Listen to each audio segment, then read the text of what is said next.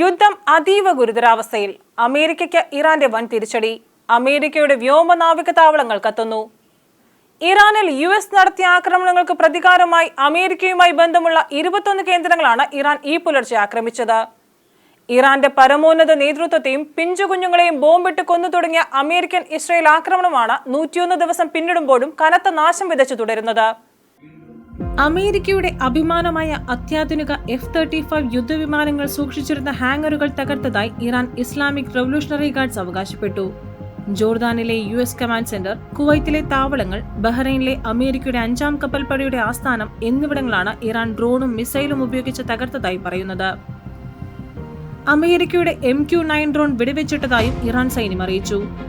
അടിയും തിരിച്ചടിയുമായി തുടരുന്ന ഈ മഹാമാരി ലോകരാജ്യങ്ങളുടെ ആകെ സാമ്പത്തിക അടിത്തറയിളക്കുന്ന ആഗോള പ്രതിസന്ധിയായി മാറിക്കഴിഞ്ഞു.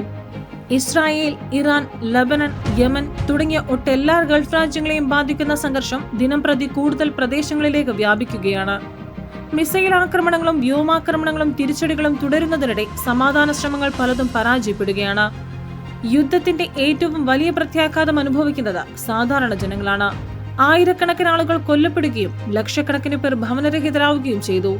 ആശുപത്രികൾ, സ്കൂളുകൾ, അടിസ്ഥാന സൗകര്യങ്ങൾ എന്നിവ വ്യാപകമായി തകർന്നു. ഈ പ്രതിസന്ധി ഏറ്റവും കൂടുതൽ ബാധിച്ച രാജ്യങ്ങളിലൊന്ന് ഇന്ത്യയാണ്. രാജ്യത്തിന്റെ എണ്ണ ആവശ്യകതയുടെ ഭൂരിഭാഗവും ഇറക്കുമതിയിലൂടെയാണ് നിറവേറ്റുന്നത്. ഇന്ത്യയിലെ പെട്രോൾ, ഡീസൽ, പാചകവാതക വിലകൾ വർദ്ധിക്കുകയാണ്. ഗതാഗത ചെലവ് ഉയരുന്നതോടെ നിത്യോപയോഗ സാധനങ്ങളുടെ വിലയും ഉയരുന്നു. ജനങ്ങളുടെ ജീവിത ചെലവ് ക്രമാതീതമായി വർദ്ധിക്കുകയാണ്. കേരളത്തെയും യുദ്ധം നേരിട്ട് ബാധിക്കുന്നു. ഗൾഫ് രാജ്യങ്ങളിൽ ജോലി ചെയ്യുന്ന ലക്ഷക്കണക്കിന് മലയാളികളുടെ ഭാവി ആശങ്കയിലാണ്. ഗൾഫ് രാജ്യങ്ങളിലെ നിർമ്മാണം, വ്യാപാരം, സേവന മേഖലകളിൽ പല കമ്പനികളും ജീവനക്കാരെ വെട്ടിക്കുറയ്ക്കുകയാണ്. പുതിയ തൊഴിലവസരങ്ങൾ ഇല്ലാതെയായി. യുദ്ധം ഭയന്ന് നാട്ടിലേക്ക് മടങ്ങേണ്ടി വരുന്ന പ്രവാസികളുടെ എണ്ണം വർദ്ധിക്കുന്നു. ഇത് കേരളത്തിന്റെ സമ്പദ് വ്യവസ്ഥയ്ക്കും പ്രവാസികളുള്ള ലക്ഷക്കണക്കിന് കുടുംബങ്ങൾക്കും വലിയ ആഘാതമാണ്.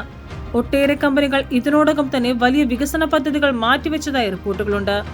ഇത് പ്രവാസി മലയാളികളുടെ തൊഴിൽ സുരക്ഷയാണ് ബാധിക്കുക. മറ്റൊരു പ്രധാന പ്രതിസന്ധി ഇന്ധനവിലയാണ്.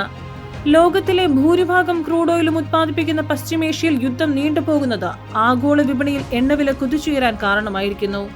ഹോർമൂസ് വഴിയുള്ള കപ്പൽ ഗതാഗതം തടസ്സപ്പെട്ടതോടെ ചരക്കുകൂലി വർദ്ധിച്ചു. ഇതിന്റെ നേരിട്ടുള്ള പ്രഹരം അനുഭവിക്കുന്നത് ഇന്ത്യൻ ജനതയാണ്. ഇന്ധനവില വർധനവ് രാജ്യത്ത് നിത്യോപയോഗ സാധനങ്ങളുടെ വിലക്കയറ്റത്തിന് വഴിവെച്ചു. അരി അടക്കമുള്ള ഭക്ഷ്യധാന്യങ്ങൾ, പച്ചക്കറികൾ, മരുന്നുകൾ തുടങ്ങി എല്ലാത്തിന്റെയും വില ജനങ്ങൾക്ക് താങ്ങാനാവാത്ത വിധം ഉയരുകയാണ്. കുടുംബ ബഡ്ജറ്റുകൾ പൂർണ്ണമായും തകിടം മറിഞ്ഞു. ലോകരാജ്യങ്ങളെല്ലാം തന്നെ യുദ്ധത്തിന്റെ കഷ്ടനഷ്ടങ്ങൾ അനുഭവിക്കുകയാണ്. പണപ്പെരുപ്പവും വിപണിയിലെ മന്ദഗതിയും ആഗോള സാമ്പത്തിക മാന്ദ്യത്തിലേക്ക് വിരൽ ചൂണ്ടുന്നു. എത്രയും വേഗം സമാധാനം പുനഃസ്ഥാപിച്ചില്ലെങ്കിൽ കാര്യങ്ങൾ കൈവിട്ടു പോകുമെന്ന മുന്നറിയിപ്പാണ് സാമ്പത്തിക വിദഗ്ധർ നൽകുന്നത്. ആയുധങ്ങൾ താഴെ വയ്ക്കാനും ചർച്ചകളിലൂടെ പരിഹാരം കാണാനും ലോകശക്തികൾ അടിയന്തരമായി ഇടപെടേണ്ടതുണ്ട്. കാരണം ഈ യുദ്ധം തകർക്കുന്നത് പശ്ചിമേഷ്യ മാത്രമല്ല, കോടിക്കണക്കിന് മനുഷ്യരുടെ ജീവിതങ്ങളും കൂടിയാണ്. 101 ദിവസം പിന്നിടുമ്പോഴും പശ്ചിമേഷ്യയിൽ സമാധാനം അകലെ തന്നെയാണ്. ഓരോ ദിവസവും പുതിയ ആക്രമണങ്ങളും പുതിയ ആശങ്കകളും ലോകത്തിനു മുന്നിൽ ഉയരുകയാണ്. സമാധാനത്തിനായാണ് ലോക സമൂഹം കാത്തിരിക്കുന്നത്. അതുണ്ടാകുമെന്ന് നമുക്ക് പ്രത്യാശിക്കാം. Research desk, ജനശബ്ദം.